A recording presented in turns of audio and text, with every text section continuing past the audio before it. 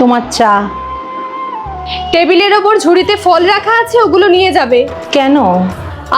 এত প্রশ্ন করছো কেন? যেটা বলছি ওটাই করবে। আর হ্যাঁ, বাড়ি যাওয়ার সময় মাইনেটা নিয়ে যেও। সবে আজকের 22 তারিখ, এত আগে টাকা দিচ্ছ কেন? দিচ্ছি তার কারণ তোমাকে আর আসতে হবে না। এ তুমি কি বলছো গো? একজনের সাথে কথা ফাইনাল হয়ে গেছে। কিছু কি ভুল করেছি?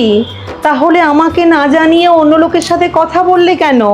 শুধু তোমাদের অসুবিধার কথা ভেবে জল ঝড় যাই হোক, আমি একটা দিনও কামাই করি না। গেটটা খুলে দাও। রানু, তুমি দাঁড়িয়ে আছো কেন? সোফায় বসো। না না, এখানেই ঠিক আছে। ও দিদিমণি, কি কি কাজ করতে হবে আমাকে বুঝিয়ে দাও। আজকে মোটামুটি সব হয়ে গেছে, তবে হ্যাঁ, কাল থেকে এত দেরি করো না, একটু তাড়াতাড়ি চলে এসো।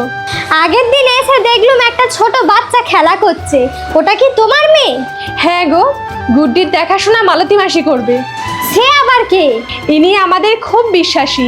হাজবেন্ড আর আমি দুজনেই তো চাকরি করি, এতদিন মাসি আমার সংসারটা সামলেছে। মানুষটা একদম একা, ছেলে মেয়ে কেউ নেই। জানো তুমি, আমার বর মদ খেয়ে এসে দুবেলা কম অত্যাচার করে না, তাও দাঁতে দাঁত চেপে ওর কাছে পড়ে আছি। শুধু দাদা বৌদির ভালোবাসায় যতক্ষণ এখানে কাজ করি সব কষ্ট ভুলে থাকি। তোমার বয়স হয়েছে, বেশ কিছুদিন ধরে লক্ষ্য করছি শরীরটা মনে হয় ভালো যাচ্ছে না।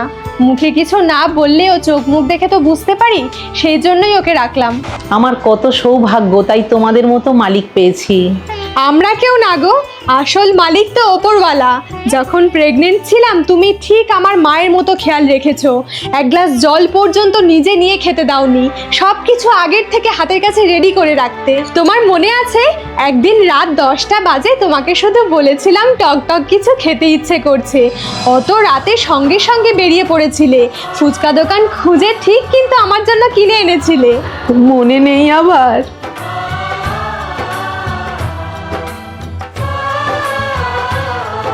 জানো দিদিমণি, লোকের বাড়ি কাজ করি বলে অনেকে আমাদের মানুষ বলেই মনে করে না।